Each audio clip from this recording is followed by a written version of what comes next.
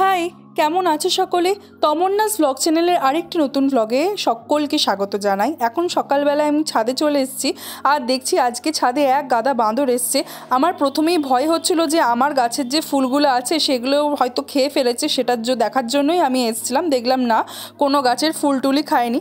আর এরপর চলে গেছিলাম নিচে। আজকে ছিল ভাইয়ের পরীক্ষা, তার জন্য বাপি ভাইকে নিয়ে যেত।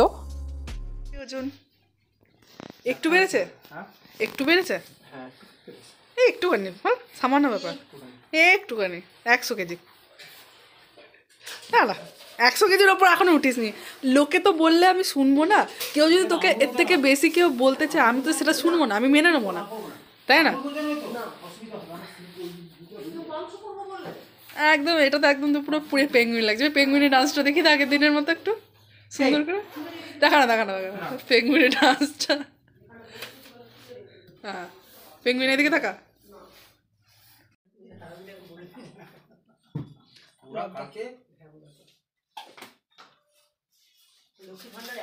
যেহেতু সকাল 9টার সময় ট্রেন ছিল ভাইয়ের বর্ধমান থেকে হাওড়া, তো তার জন্য একদম রেডি হচ্ছিল তাড়াহুড়ো করে, কারণ আর বেশিক্ষণ সময় বাকি ছিল না।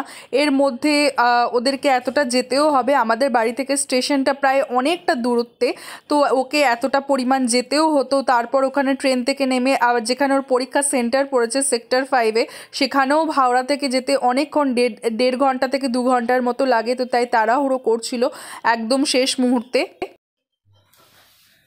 আমার ভাইয়ের এত ওজন বেড়ে গেছে যে মজাটা পড়তে ওর বিভৎস কষ্ট হচ্ছে।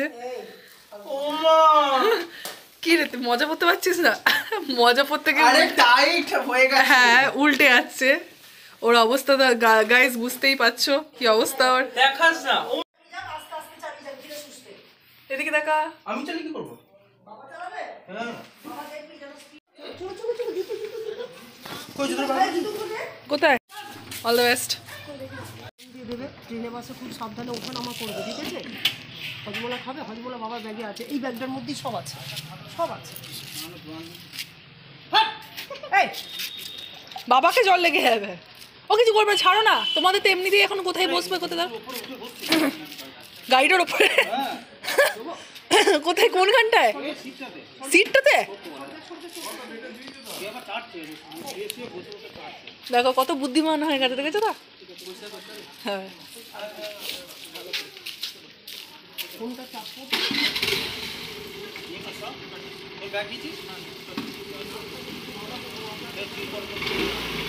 টাটা, জয় জগন্নাথ।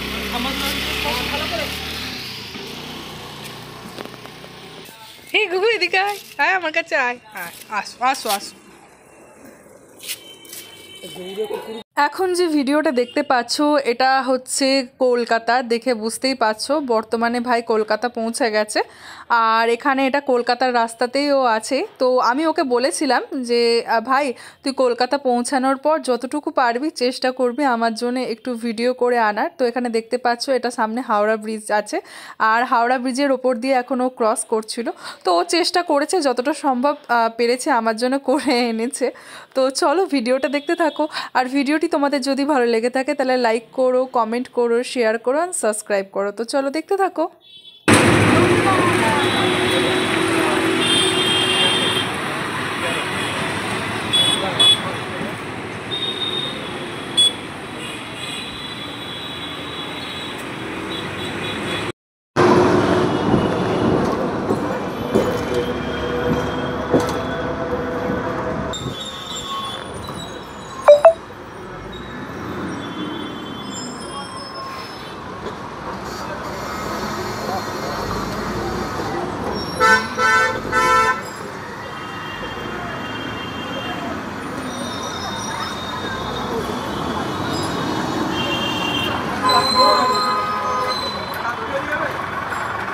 এই দিনে পরীক্ষা দিতে গিয়ে আমার বাবার আর ভাইয়ের দুজনকারই শরীরের অবস্থা প্রচণ্ড খারাপ হয়ে গেছিলো। দেখতেই পেলে ওরা কতটা পরিমাণে মোটা মোটা সব সোয়েটারগুলো পরেছিল।